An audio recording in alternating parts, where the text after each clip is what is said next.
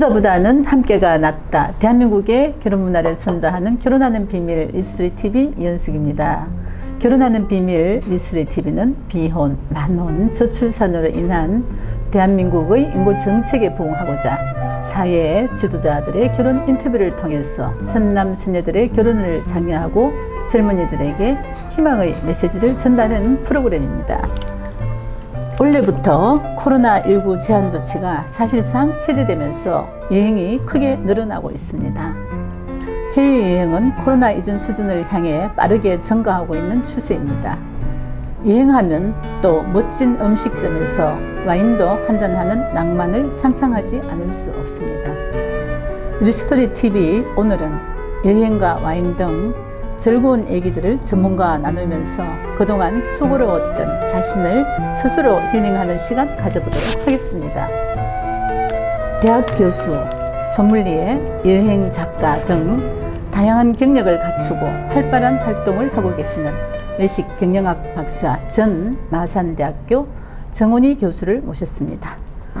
네, 안녕하세요 교수님. 안녕하세요. 반갑습니다. 반갑습니다. 오늘 너무 하세요. 네, 제가 저랑 원색을 콤비가 좋아해요. 잘 맞아요. 맞네요. 네. 교수님 멀리 창원에서 저희 또 리스토리 TV 이렇게 출연해 주셔서 감사드리고요. 네, 초대해 주셔서 감사합니다. 네, 오시는데 그 운전하면서 빗길이 괜찮았어요? 괜찮았어요. 네, 저는 여행이죠. 네, 저는 오늘 이렇게 봄비가 오길래 오늘 주제가 주로 교수님과 관련된 그 와인과 여행이잖아요. 그래서 이 운치 있는 날에 교수님과 어떤 대화가 상당히 좀 기대돼요. 네.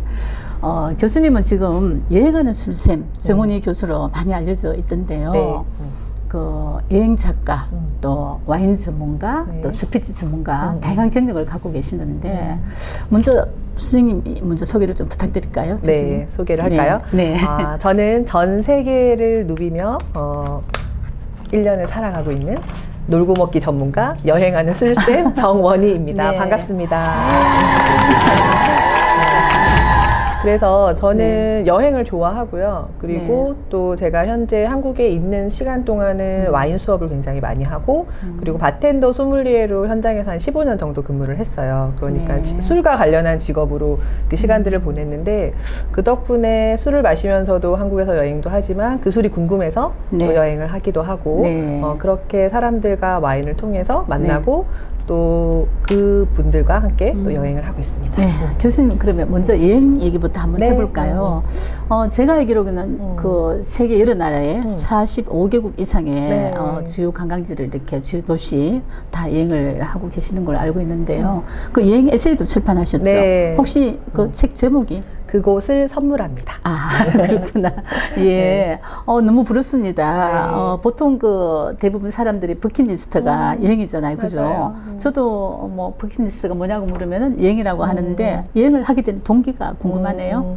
저는 학부에서 호텔 경영학을 전공했고요. 그리고 외식 경영학 석박사를 했는데 아무래도 한국 문화가 아닌 서양 문화를 배우다 보니까 교과서에 나오는 좋은 호텔들, 리조트, 많은 관광지들, 그리고 뭐 음식 뭐 이런 것들이 되게 많이 궁금했어요. 그래서 학생 때는 많은 여행을 할 수는 없었고 그것과 관련한 영화를 본다거나 책을 읽으면서 그 호기심을 이제 키워간 거죠.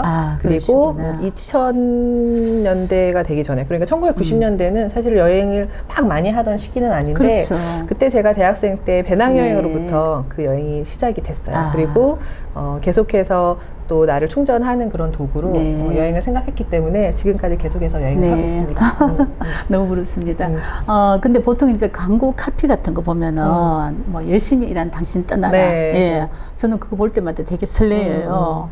그래서 뭐 교수님도 커리어 우문이지만 저같이 일하는 사람들은 이 여행이 하나의 또 힐링이 되고 휴식이 되는데 예전에는 뭐 여행이 또 사치라고 생각하지만 요즘은 거의 일상으로 생각하잖아요. 그죠? 그 카피하니까 생각나는데 예전에 저는 열심히 일한 당신 아니고 열심히 일할 당신 카드 긋고 떠나라 이렇게 제가 얘기했어요. 열심히 일할 당신. 카드가 있잖아요 저희에게는. 그래서 그렇게 해서 미리 보상받고 또 그 시간을 살아가. 그래서 카드값 다 결제되고 나면 또 여행 떠날 수 있겠구나 뭐 이런 기대감. 그래서 어쨌든 누군가를 여행을 보내거나 같이 가자고 많이 얘기하고 있어요. 교수님 근데 당연히 결혼하셨죠? 네, 결혼했습니다. 네.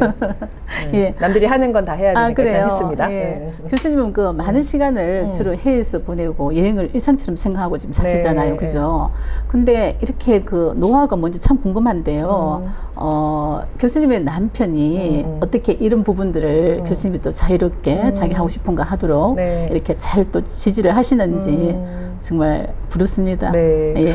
아마 그 부분을 사람들이 다 궁금해 하거나 아니면 아예 저를 결혼하지 않았을 거라고 생각들을 되게 많이 네. 하세요. 당연히 예, 혼자. 예, 예. 아니면 뭐 아이도 없을 거다. 왜냐하면 네. 이제 일반적인 네. 한국의 일반적인 여성, 누구의 아내, 누구의 그렇죠. 엄마라면 조절할 수 없는 그런 네. 자유를 누리고 있는데 네. 사실은 그것이 또 저희 결혼 생활의 비밀이기도 하거든요. 그럼요. 궁금해요. 네, 네. 사랑한다고 항상 붙어 있어야 되는 건 아니니까 네. 저희는 적당히 떨어져 있는 시간이 많아요. 그렇기 때문에 네. 오히려 있을 수 있는 시간을 더 소중하게 생각하고 그때 충분히 소통하고 네. 또 각자의 시간들을 존중해주고 그렇게 하기 때문에 여행이 가능했던 것 같고 저는 결혼을 29에 했는데 네. 아이를 가진 거 한 7년 후에 그래서 남편하고 충분히 결혼 생활을 했고 그리고 나서 우리에게도 아이가 오면 어떨까? 뭐 그렇게 간절히 바라진 않았던 것 같아요. 왜냐하면 요즘에 또 불임도 많고 그런 네. 것 때문에 엄마 아빠들이 많이 고민을 하는데 네. 사실 저는 그것이 이제 우리의 힘으로 되는 일은 아니라고 생각을 하거든요. 그래서 좋은 시기에 맞게 또 선물이 와서 또 그 아이가 태어나서 가족이 이렇게 이루어졌는데 일단 저는 남편이랑 한 3년 정도 또 떨어져 사는 생활도 했었고 네. 그래서 많은 분들이 부러워하셨어요. 네, 나라를 네. 구해야 그런 일이 있다. 그리고 지금은 네. 그럴 일은 없는데 네. 그래서 제가 좀 집을 자주 나가죠. 네. 그러면 네. 조금 더 좋은 사이를 지속적으로 유지할 수 있다고 생각합니다. 너무 멋지세요. 네. 네. 아무래도 아직 한국 사회는 가부장적이고 유교적인 그런 사고가 좀 남아 있어서 이렇게 서로 각자의 생활을 인정해주고 네. 또 자유를 이렇게 인정해주는 게 쉽지는 않을 건데 뭐 교수님 남편 멋지세요. 네. 네. 저의 아주 그 좋은 지지자죠. 지금 결혼 생활 20년 했고요. 네. 제가 뭔가를 배우거나 아니면 어딘가를 가거나 어떤 일을 할 때 한 번도 저에게 왜 이걸 해야 하나 아니면 그거 안 하면 안 되나 뭐 이런 부정을 한 번도 저한테 얘기하진 네. 않았던 것 같아요. 지금까지는.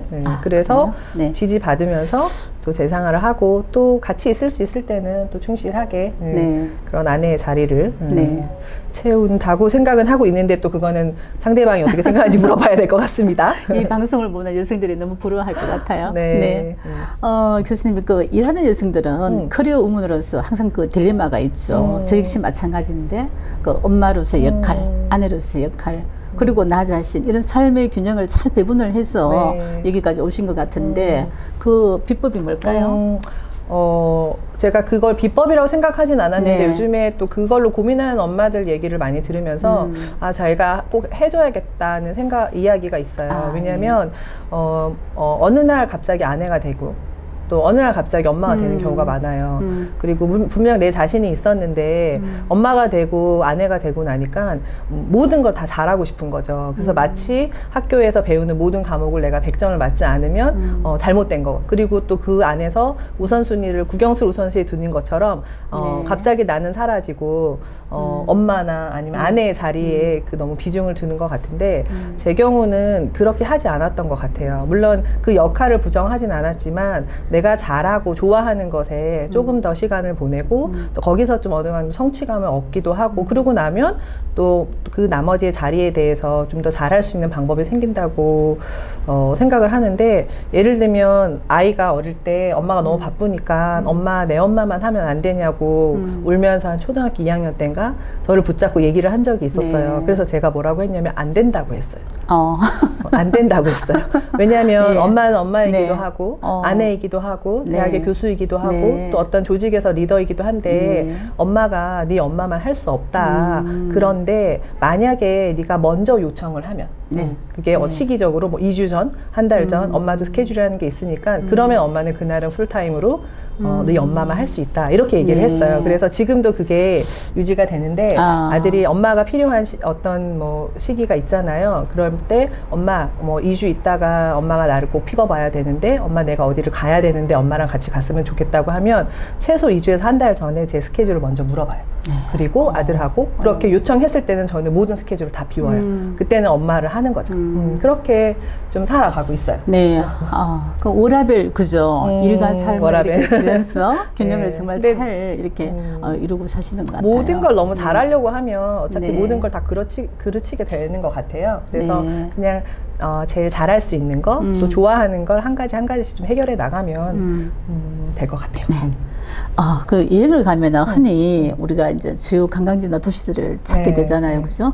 그런데 교수님하고 같이 만약에 여행을 한다면은 뭔가 좀 다를 것 같아요. 그래서 어떤 그 나만의 여행 방법, 꿀팁 네. 이런 거 좀 알려주세요. 네, 일단 저는 만약에 유럽을 간다고 하면 네. 대도시를 그렇게 선호하지 않아요. 대도시는 어차피 저희가 비행기를 타고 가야 되기 때문에 약간 그 나라를 들어가는 관문 정도로 생각을 하고요. 유럽 같은 경우는 정말 매력은 소도시나 시골에 있다고 생각을 하거든요. 네. 그래서 만약에 우리가 프랑스를 가서 파리를 간다면 에펠탑 앞에서 그래도 인증샷 한 장 정도는 찍어주고 네. 후딱 비행기를 타고 아니면 기차를 다시 타고 버스를 타고 조금 더 작은 곳으로 네. 가는 그런 시간들을 좀 소중히 여기고요. 그리고 어떤 것들을 보러 간다기보다 거기에 있는 시간과 아니면 공간 이런 것들을 조금 누리는 그런 여행을 저는 좀 더 선호하는데 사람을 포함해서요. 그래서 뭐 여행은 대표님도 해보셔서 아시겠지만 네, 네. 많은 것을 봤다고 네. 그걸 다 기억하는 건 네, 아니잖아요. 그렇죠. 그런데 우리는 네. 마치 다시 그곳을 평생 찾아오지 않을 것처럼 막 철인 3종 경기하듯이 여기를 다니는 거예요. 네. 그래서 막상 네.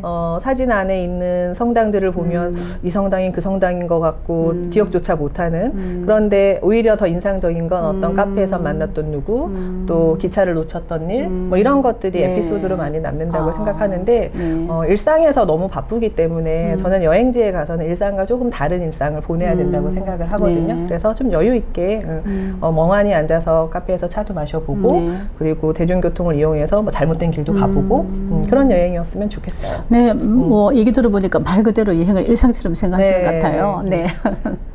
그 요즘 여행 트렌드가 예전에 비해서 많이 바뀐 것 같아요. 맞아요. 뭐 네. 주로 혼자 여행하는 사람들도 상당히 많고 네, 그죠. 네. 그리고 외국 여행을 하다 보면은 저도 이렇게 그 노부부가 같이 여행하는 모습 보면은 너무 굉장히 좋죠. 네. 너무 좋잖아요, 네, 그죠. 네. 그래서 우리가 이제 이 100세 시대가 되어서 항혼 이혼 또 뭐 결혼 뭐 또 이런 게 굉장히 이제 증가한 추세인데. 저는 노후에 그 혼자보다도 이렇게 함께 여행하는 모습 보면은 너무 안정적이고 좋아 보이던데 뭐 그런 부분에 대해서 또 어떻게 생각을 하시는지요? 아마 그들은 젊었을 때부터 그런 시간들을 가졌을 거라고 생각이 들어요. 네. 그런데 이제 젊었을 때는 각자 너무 일로 거의 하루하루를 버티면서 보내는 이런 한국의 굉장히 경쟁적인 사회에서 살고 있다 보니까 시간이 여유로워졌다 해도 마음이 여유로워졌다 해도 굉장히 낯선 거죠. 손잡고 네. 어디 여행 가는 게. 그리고 네. 어떻게 보면 30년, 40년을 산 부부도 네. 내 와이프가 하늘을 좋아하는지 아니면 비 오는 날을 좋아하는지 산을 좋아하는지 바다를 좋아하는지 이런 걸 모를 수 있거든요. 네. 그래서 저도 유럽에서 온 친구들 많이 만나고 또 그들의 부모님 또 여행하면서 그런 분들을 보면서 남편하고 가끔 그런 얘기를 했어요. 이게 저런 시간이 왔을 때 낯설지 않게 충분히 네. 대화를 많이 하고 네. 적어도 우리가 무엇을 좋아하고 좋아하지 않는지 이런 네. 것들에 대한 거는 자주자주 나누자. 이제 그런 시간들이 좀 많이 필요할 것 같아요. 네. 그리고 우리가 또 해외 여행을 하다 보면은, 주로 이제 그 아름다운 레스토랑, 뷰가 멋진 곳에서, 맛있는 음식을 먹으면서 와인도 한잔하고, 네. 뭐 그런 분위기 너무 즐기잖아요. 네, 네. 교수님은 이제 와인 소믈리에면서 또 와인 전문가시잖아요. 그죠? 요즘은 그 와인이 좀 대중 속에 많이 접하는 것 맞아요. 같아요. 네. 실제로 또 와인 아카데미도 운영하고 네, 계시잖아요. 그래서 일반인들이 이 와인을 공부를 하려면은 어디에서 어떻게 또 무엇부터 시작을 하는지 좀 가르쳐 주세요. 네. 와인이 한국에서 좀 유행하기 시작한 게 아마 2000년대 초반 정도로 기억이 되고 또 지역마다 약간의 차이는 있지만 제가 그 당시에 서울의 청담동에서 근무를 하고 있었는데 그 와인을 취급하는 매장들이 하나하나 많이 늘어났던 그런 시기거든요. 네.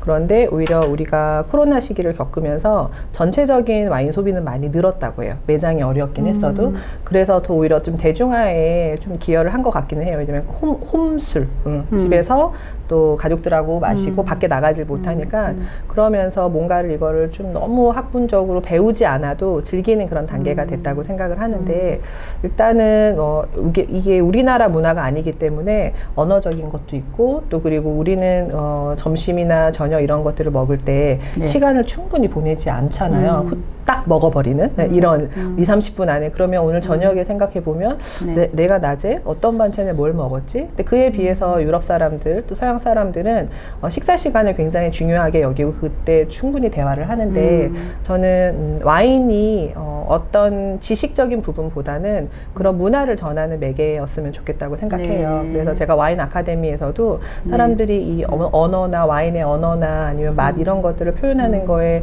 너무 그 스트레스를 받아 해서 네. 괜찮다. 그냥 우리 테이블에 와인 한 병이 올라오고 와인 한 잔이 올라와서 그 테이블이 좀 더 즐거워지고 네. 내 음식 맛이 좋아졌다면 괜찮을 거다.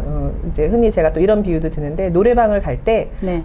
모든 노래를 다 알아야 노래방을 출입할 수 있는 게 아니고 일단은 나의 레파토리 한 가지, 두 가지, 한 세 가지 정도를 내가 좋아하는 와인들을 하나하나씩 챙겨보고 그리고 나서 하나하나 추가를 해보는 거죠. 왜냐하면 한 가지면 좀 위험한 것이 그 와인을 찾았는데 매장에 그 와인은 없을 수 있거든요. 그러면 네. 나는 그날 와인을 마시지 못하는 거잖아요. 적어도 뭐 레드 와인이나 화이트 와인 한 가지 중에 그냥 기억 속에 맛있었던 것, 누군가 먹었을 때 되게 달콤했던 거 이런 것들을 요즘은 스마트폰을 다 갖고 가시니까 찍어서 보관했다가 그것을 추천해달라고 해서 조금씩 나의 입맛을 찾아가는 그런 방법을 추천드려요. 네. 교수님 지금 특별한 질문 하나 하려고 네, 하는데 하세요. 괜찮을지 네, 모르겠어요. 네. 좀 전에 아까 아드님이 한 분 계신다 그랬죠? 네.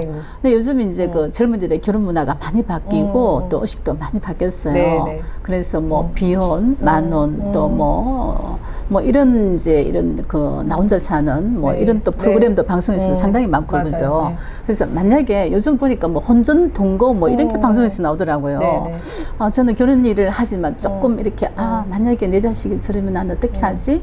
잠깐 생각해 본 적이 네. 있거든요.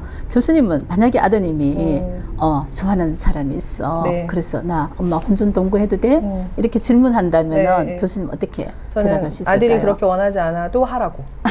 적극 찬성이고요. 아, 예, 저조차도 예. 남편하고 한 10개월 정도 결혼하기 전에 살면서 네. 그런 결정을 내릴 수 있었던 것 같아요. 네, 예. 그래서 네. 당연히 저는 필요한 단계라고 생각을 하고 네. 오히려 결혼으로 이렇게 뭐 그 어떤 것을 묶어버리면 네. 다시 돌이키기는 물론 그래도 돌이킬 수는 있지만 좀 더 많은 절차가 필요하잖아요. 그래서 남녀가 서로 만나서 봄, 여름, 가을, 겨울 다 보내보고 아침, 점심, 저녁을 다 보내봐야 네. 정말 나와 맞는 사람인지 취향들도 알 수 있고 그리고 우리가 서로 뭐 미워하고 싫어하고 이래서 헤어지는 것보다 그걸 좀 맞춰가는 것 같아요. 그래서 서로의 동의가 일어나야 나머지 가족들을 받아들일 수 있는데 그런 준비조차 하고 있지 않기 때문에 또 이혼이 많이 늘어나고 또 이혼하지 않았지만 정상적인 부부 관계를 하지 않은 채 네. 그냥 껍데기만 부부인 채로 살아가는 분들도 많다고 생각하거든요. 그래서 네. 저는 뭐 아직 저희 아이가 결혼한 아이가 안 돼서 그렇게 뭐 아이하고 얘기할 그런 기회는 없었지만 친구들에게 꼭 얘기해요. 뭐 남자, 뭐 아들, 딸 이런 거 구분 없이 네. 무조건 결혼하기 전에 동거의 네. 시간을 거쳐서 네. 일종의 검증하는 거죠. 네. 서로를 면접 보고 네. 그런 것들을 꼭 필요하다고 생각해요. 네. 역시 교수님 다 오신 것 같아요. 네. 그 교수님 결혼한 기성세대로서 네. 젊은 청년들에게 결혼에 관한 좋은 말씀 부탁드릴게요. 네. 제가 와인 선생님이다 보니까 네. 이제 와인에 많은 비유를 하는데요. 예. 와인도 하나의 품종으로 만들어진 와인이 있고요. 네. 여러 개의 품종이 블렌딩돼서 만들어진 와인이 있어요. 그건 생산자나 그것을 어쨌든 만드는 사람들이 전문적으로 판단을 해서 그렇게 만드는 건데 예를 들면 우리가 결혼을 한다는 건 서로가 완벽하지 않기 때문에 좀 부족한 부분을 채워서 결혼했을 때 비로소 그것이 조금은 완벽해지라고 아니면 누군가와 만나서 좀 시너지가 나라고 그렇게 합쳐주는 거라고 생각을 하거든요.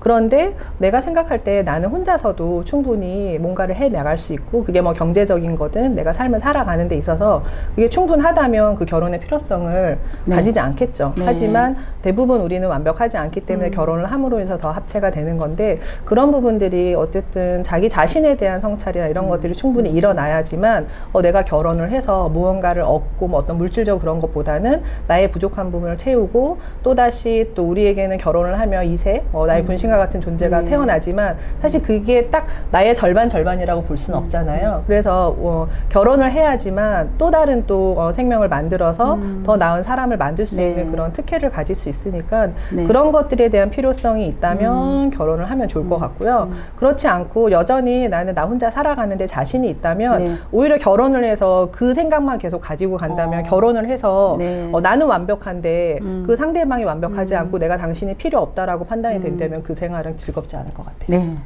교수님 좀 전에 자기소개를 할 때 놀고 먹기 전문가라고 네, 하셨잖아요. 네. 굉장히 그 특별한 의미로 네. 받아들였습니다. 네. 근데 정말 우리는 누구나 어떻게 하면 더 행복하고 더 또 보람되고 가치롭게 살 것인가가 네. 최고의 관심인데요.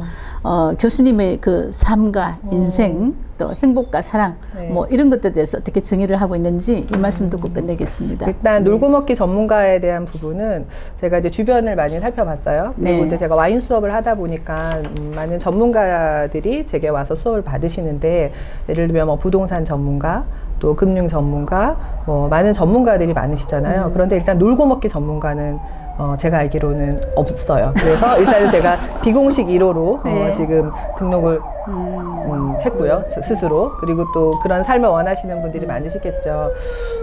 저는 제가 전공한 공부 덕분에 어떻게 먹고 어떻게 놀고 여가 시간을 어떻게 배워 이렇게 보내야 되는지를 충분히 경험을 했기 때문에 그런 것들을 좀 나눠주고자 하는 취지가 있고, 왜냐하면 20대에 저는 리조트에서 일을 하면서 유럽 사람들이 한 달 여행을 오고 그들이 보내는 그런 삶을 봤어요. 그래서 만약에 한국에서만 제가 살았다면 저도 그냥 평범하게 제가 본 세상이 그거밖에 없기 때문에 그것만이 다라고 생각을 했겠지만 제가 본 세상을 이제 부정할 수는 없게 된 거예요. 그래서 이미 제가 보고 경험한 것들, 여행을 하면서 경험한 것들을 사람들한테 조금 알려주자. 그래서 와인 얘기도 하지만 저는 여행학교를 운영하면서 여행을 한다는 것이 단순히 어느 목적지에 가서 그것을 누리는 것보다 그 과정이나 그런 것들에 대한 삶의 가치를 좀 균형을 맞춰서 일만 하지 말고 나를 위한 시간들, 이런 시간들을 충분히 보내기를 많이 말씀을 드려요. 그래서 꼭 어딘가로 여행을 가지 않더라도 보통 우리가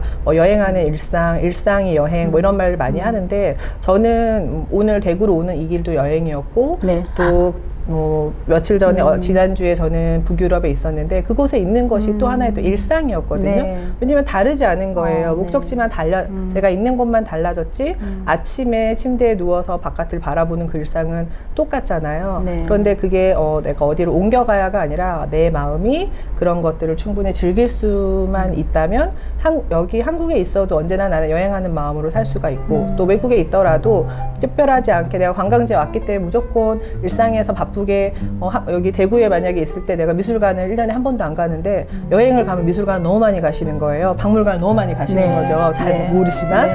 그런데 오히려 그러지 말고 만약 한국에 있는 일상처럼 그냥 카페에 앉아 있기도 하고, 저는 도서관 가는 거 좋아해요. 여행 가서.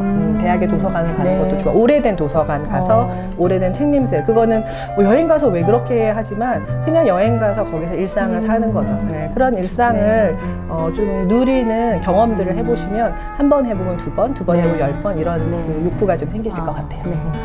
교수님 말씀 너무 감사합니다. 네. 오늘 저는 정말 너무나 뜻깊은 시간이었다고 생각합니다. 우리가 어떻게 살아야 행복한지에 대한 쉬운 답을 찾은 듯합니다.